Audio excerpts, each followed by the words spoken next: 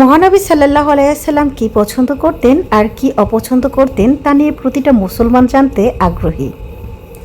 আজকে রাসূলুল্লাহ সাল্লাল্লাহু আলাইহি সাল্লামের প্রিয় রং নিয়ে আলোচনা করা হবে। আমাদের মহানবী নবী করিম সাল্লাল্লাহু আলাইহি সাল্লাম অত্যন্ত রং সচেতন ছিলেন। রাসূলুল্লাহ সাল্লাল্লাহু আলাইহি সাল্লামের জীবনে অনুপম চরিত্র মাধুরীর উপর যুগে যুগে বহু গ্রন্থ লেখা হয়েছে। হযরত আবু হুজাইফা রহমাতুল্লাহ থেকে বর্ণিত, তিনি বলেন, একবার নবী সাল্লাল্লাহু আলাইহি সাল্লামের বাইরে বের হলে তার গায়ে লাল ডোরা বিশিষ্ট পোশাক ছিল এবং তা তার পায়ের নলা পর্যন্ত ওঠানো। যে পোশাক পরিধান করে রাসূলুল্লাহ সাল্লাল্লাহু আলাইহি সাল্লাম বহিরাগত প্রতিনিধিদের সঙ্গে দেখা করতেন তা ছিল একখানা সবুজ চাদর ও জুব্বা।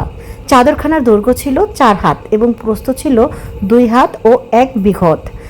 একবার নবী করিম সাল্লাল্লাহু আলাইহি সাল্লাম কালো রঙের ডোরা বিশিষ্ট চাদর পরিধান করেন। চিন্তা করেন, চাঁদের চেয়েও সুন্দর আমাদের রাসূলুল্লাহ সাল্লাল্লাহু আলাইহি সাল্লামের গায়ে কালো রঙের একটি চাদর কেমন সুন্দর না মানাবে। তাকে দেখে হযরত আয়েশা রাহমাতুল্লাহ বলেন, আপনার গায়ের এই কালো চাদরখানা কি সুন্দরই না মানিয়েছে।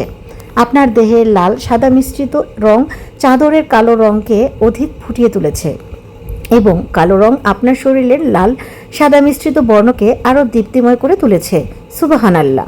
ইসমাইল ইবনে আবদুল্লাহ এবং জাফর রহমতুল্লাহ তার পিতা থেকে বর্ণনা করেন যে তিনি বলেছেন, আমি নবী করিম সাল্লাল্লাহু আলাইহি সাল্লামকে 2খানা জাফরানি রঙের কাপড় ও পরিহিত অবস্থায় দেখেছি। কাপড় 2খানার একখানা ছিল চাদর এবং অন্যখানা ছিল পাগড়ি। হযরত আয়েশা রহমতুল্লাহ থেকে বর্ণিত, তিনি বলেন, রাসূলুল্লাহ সাল্লাল্লাহু আলাইহি সাল্লাম এর ছোট পতাকা ছিল সাদা এবং বড় পতাকা ছিল কালো। সেটি হযরত আয়েশা রহমতুল্লাহ এর চাদর দিয়ে তৈরি এবং তার উপর উটের পালন বা খাটনি নকশা করা। এসব হাদিস থেকে একটা বিষয় খুবই পরিষ্কার, রাসূলুল্লাহ সাল্লাল্লাহু আলাইহি সাল্লাম খুবই রং সচেতন ছিলেন। তিনি তার ব্যবহার্য জিনিসপত্রের সৌন্দর্যকে গুরুত্ব দিতেন। এই তার যাপিত জীবনে অনেক নমুনা পাওয়া গেছে। মানুষের একঘেয়েমি জীবনে বিচিত্রতার জন্য অবশ্যই রঙের ব্যবহারই ব্যবহার প্রয়োজন, আর রং হলো মানুষের দর্শন সংক্রান্ত একটি চিরন্তন ধর্ম। এ কথা আজ সর্বজনীন স্বীকৃত। আখির নবী হযরত মুহাম্মদ সাল্লাল্লাহু আলাইহি সাল্লাম বিশ্বের সর্বশ্রেষ্ঠ মানব। মহান আল্লাহ রাব্বুল আলামিন মহানবী সাল্লাল্লাহু আলাইহি সাল্লামকে উসওয়াতুন হাসানা বা সুন্দরতম আদর্শ হিসেবে পৃথিবীতে প্রেরণ করেছেন।